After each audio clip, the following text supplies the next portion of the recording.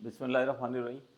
First year students exercise 7.2 हम लोग discuss कर रहे हैं और एक्सरसाइज 7.2 में आज के इस लेक्चर में हम क्वेश्चन नंबर 4 के पार्ट्स जो है वो सॉल्व करेंगे। क्वेश्चन नंबर 4 से पहले के जो लेक्चर्स थे उसमें हमें डिफरेंट बाइनोमियल्स दी गई थी और उनको हमने एक्सपेंड करना सीखा था। यहाँ पर अब मुकम्मल एक्सपेंशन से हमें कंसर्न नहीं है, बल्कि यहाँ पे हमें जो बाइनोमियल्स दी गई हैं उस एक्सपेंशन की हमें स्पेसिफिक टर्म जो है वो मालूम करने के लिए कहा जा रहा है। ठीक है, पूरी पूरी बाइनोमियल को एक्सपेंड करने की ज़रूरत नहीं है। ये देख सकते हैं आप, स्टेटमेंट लिखी हुई है कि find the indicated term in each of the following expansion, यानी इस बाइनोमियल में जो टर्म फाइंड आउट करने के लिए कह रहे हैं सिर्फ हम वही फाइंड आउट करेंगे। तो किसी भी बाइनोमियल की स्पेसिफिक टर्म जो है अगर हमें डिटरमाइन करनी हो तो कैसे डिटरमाइन करते हैं, ये आज के लेक्चर में हमने सीखना है। तो शुरू करते हैं कि कोई भी बाइनोमियल हो हमारे पास और हम उसकी स्पेसिफिक टर्म मालूम करना चाहते हैं, तो वो स्पेसिफिक टर्म मालूम करने का फार्मूला होता है R plus one H term का। R plus one H term का फार्मूला होता है N combination R, N combination R, A की पावर एन माइनस आर और बी की पावर आर, ए की power N minus R, B की power R. इस फार्मूले की मदद से बाइनोमियल की कोई भी स्पेसिफिक टर्म हमें चाहिए हो तो हम स्टूडेंट डिटरमाइन कर सकते हैं। अब क्वेश्चन आपके माइंड में आता है कि ये ए, बी, एन और आर क्या है, तो आइए इसको समझते हैं और उसके बाद फिर डेटा जो है इस फार्मूले में पुट करके वर्किंग करके हम इसको जो रिक्वायर्ड टर्म है वो फाइंड आउट करते हैं। देखिए, बाइनोमियल का जो फार्मूला हमने पढ़ा था, ये जनरल बाइनोमियल हमने पढ़ी थी, वो क्या थी, ए प्लस बी की पावर एन। तो ए, बी और एन की वैल्यू हासिल करने के लिए हमेशा क्या करोगे कि आप अपने क्वेश्चन को बाइनोमियल से इक्वेट करो। तो बाइनोमियल की जो फर्स्ट टर्म होती है उसे हमेशा हम ए से रिप्रेजेंट करते हैं। तो अगर आप कंपैरिजन करें तो ये देख सकते हैं ए की वैल्यू क्या है इस वक्त, 2x/3। ए इस वक्त है हमारे पास 2x/3। बी कहते हैं बाइनोमियल की सेकेंड टर्म को, या यूं कह लीजिए कि सेकेंड टर्म जो बाइनोमियल की होगी उसे हम बी से रिप्रेजेंट करेंगे। तो ए बाइनोमियल की फर्स्ट टर्म हो गई, बी से हम बाइनोमियल की सेकेंड टर्म को रिप्रेजेंट करेंगे और ये एन जो है ये हमारे पास जो पावर ऑफ बाइनोमियल होती है, बेसिकली इसे पावर नहीं कहते हैं, इसे एक्सपोनेंट या इंडेक्स ऑफ बाइनोमियल कहते हैं। एन क्या होता है, इंडेक्स ऑफ बाइनोमियल या एक्सपोनेंट ऑफ बाइनोमियल। इसकी वैल्यू आप देख सकते हो 10 है। अब सिर्फ क्या रह गया, आर रह गया। तो आर के बारे में सुन लीजिए कि आर हमेशा हमारी रिक्वायर्ड नंबर ऑफ टर्म से वन लेस होगा, यानी बाइनोमियल में जो भी टर्म आपको चाहिए उसमें से वन माइनस कर दीजिए तो आपको आर की वैल्यू मिल जाएगी। जैसे यहाँ पर इस वक्त हमें 8 टर्म चाहिए, तो 8 में से 1 माइनस कीजिए तो आपको 7 मिलता है। इसका मतलब ये हुआ कि इस प्रॉब्लम के लिए जो आर की वैल्यू होगी वो हमारे पास 7 होगी। अगर आपको 5th टर्म चाहिए तो आर की वैल्यू 4 होगी, अगर आपको 12th टर्म चाहिए तो आर की वैल्यू 11 होगी, आपको 9th टर्म चाहिए तो आर की वैल्यू 8 होगी। यानी जो भी आपको टर्म चाहिए उससे 1 लेस होगी आर की वैल्यू। तो हमें 8 टर्म चाहिए तो आर की वैल्यू हो गई हमारे पास 7। तो ए जो है वो बाइनोमियल की फर्स्ट टर्म को कहते हैं, बी बाइनोमियल की सेकेंड टर्म को कहते हैं। ये पावर जो होती है ये बेसिकली इंडेक्स ऑफ बाइनोमियल होता है जिसे हम एन से रिप्रेजेंट करते हैं। तो एन हमारे पास जो है वो 10 हो गया और चूंकि आर हमेशा हमारी रिक्वायर्ड नंबर ऑफ टर्म से 1 लेस होती है तो आर हमारे पास 7 होगी। बस अब ये वैल्यूज़ को फार्मूले में पुट करेंगे, सिंप्लीफाई करेंगे तो हमें अपनी रिक्वायर्ड टर्म जो है वो मिल जाएगी। तो ये वैल्यूज़ पुट करते हैं फार्मूले में। तो सबसे पहले R plus one H term, तो यहाँ लेफ्ट हैंड साइड पर आर की जगह ये देख सकते हैं 7 है, तो इधर पुट कर दिया 7 + 1, तो ये T7 + 1 नेक्स्ट स्टेप में सॉल्व होकर T8 बन जाएगा। तो ऑब्वियसली इसको T8 नहीं पढ़ा जाएगा, इसको पढ़ा जाएगा 8 टर्म। T यहाँ पर रिप्रेजेंट कर रहा है टर्म को, ठीक है, T रिप्रेजेंट कर रहा है टर्म को, तो इसको क्या रीड किया जाएगा, 8 टर्म। तो अब हमने लेफ्ट हैंड साइड पर डाटा पुट कर दिए। अब इसी तरह से इस फार्मूले में राइट हैंड साइड पर पुट करते हैं। ये सी तो कॉम्बिनेशन का सिंबल है, ठीक है, ये तो एज इट इज आएगा।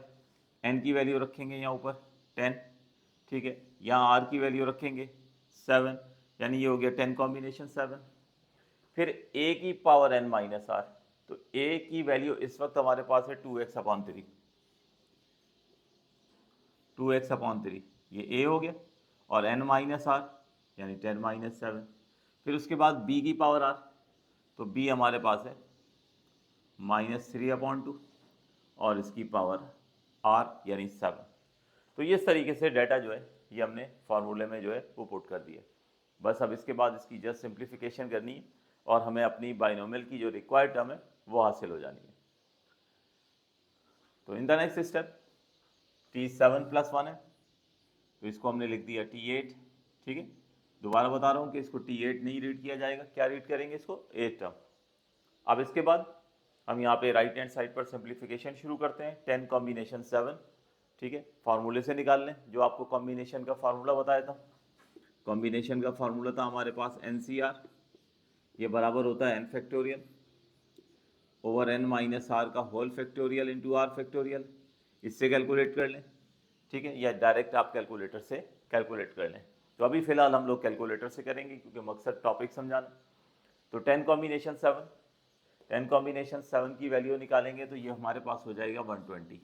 ठीक है, बिल्कुल इसी तरह से 2x/3 की पावर 10 - 7 है, तो इसको सिंप्लीफाई करते हैं। तो 2x/3 10 - 7 जो है ये हो जाएगा 3। और इसी तरीके से हमारे पास यहाँ -3/2, -3/2 के पावर जो है ऊपर ऑड है, तो इसका मतलब है ये माइनस जो है ये बाहर शिफ्ट हो जाएगा, तो वो माइनस मैंने यहाँ पर लिख देना है। ठीक है, इसकी लॉजिक आपको अभी बता देता हूँ। और यहाँ रह जाएगा 3/2 की पावर 7। देखिए बिल्कुल इसी तरीके से मान के चलिए कि अगर 2a मल्टीप्लाई हो रहा हो -b से, तो इस सूरत में अगर मैं कहूँ इसको सिंप्लीफाई करो तो आप क्या करते हो, ये माइनस बाहर शिफ्ट हो जाता है, ठीक है, क्योंकि ये साइन फिर पूरी टर्म के साथ आ जाएगी और ये हो जाएगा 2ab। तो एग्जैक्टली ये चूँकि बाइनोमियल की हम एक स्पेसिफिक टर्म मालूम कर रहे हैं, तो ऑड पावर की वजह से वो माइनस जो है वहाँ से निकल कर यहाँ शिफ्ट हो गया। अब बाकी कैलकुलेशन करते हैं।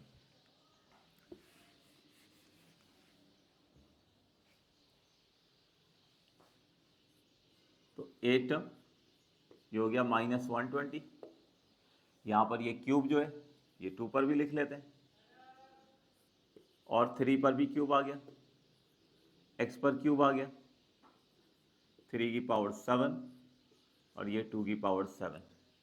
अब ये जितने भी कॉन्स्टेंट्स हैं हमारे पास उनको अलहदा कर लेते हैं और वेरिएबल को एक तरफ जो है वो लिख लेते हैं। ठीक है, फिर फाइनली हम कैंसिलेशन करेंगे, एक साथ सिंप्लीफाई कर लेंगे। तो ब्रैकेट लगा देते हैं, -120 इंटू 2 का क्यूब अपॉन 3 का क्यूब इंटू 3 की पावर 7 अपॉन 2 की पावर 7 और ये x का क्यूब जो है वो मैंने बाहर लिख दिया। बस अब इसको कैलकुलेट कर लें।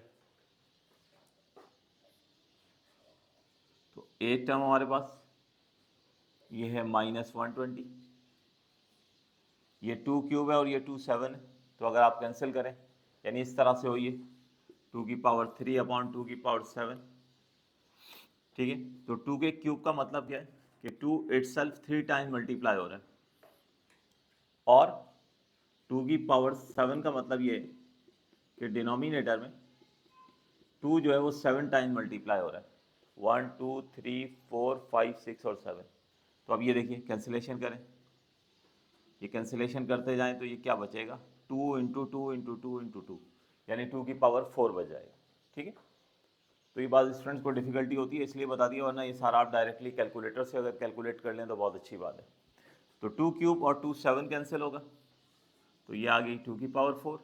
इसी तरह 3 क्यूब और 3 7 को आप कैंसिल करेंगे तो ये हो गई 3 की पावर 4 इंटू एक्स क्यूब हो गया। अब ये 2 की पावर 4 16 और 3 की पावर 4 हमारे पास जो है वो 81 होगा और जिसकी सिंप्लीफिकेशन से हमें फाइनल रिजल्ट जो है वो मिल जाएगा। तो नोट करना शुरू करें, मैं इसको कंप्लीट करके आंसर लिख देता हूँ। तो ये आफ्टर सिंप्लीफिकेशन 3 की पावर 4 जो है स्टूडेंट ये बन जाएगी 81 और 2 की पावर 4 जो है ये हो गया 16। अब आप इसकी कैंसिलेशन कर लें तो ये फाइनल रिजल्ट आपके पास आ जाएगा T8 यानी ये टर्म जो है -1215 ओवर 2x3। तो इस तरह से हमने इस बाइनोमियल की जो स्पेसिफिक टर्म हमें कही गई थी ए टर्म वो हमने डिटरमाइन कर दी। तो आज की इस वीडियो लेक्चर को यहीं तक ही रखते हैं, इंशाल्लाह नेक्स्ट वीडियो में इसको फर्दर हम प्रोसीड करेंगे। Thank you ji.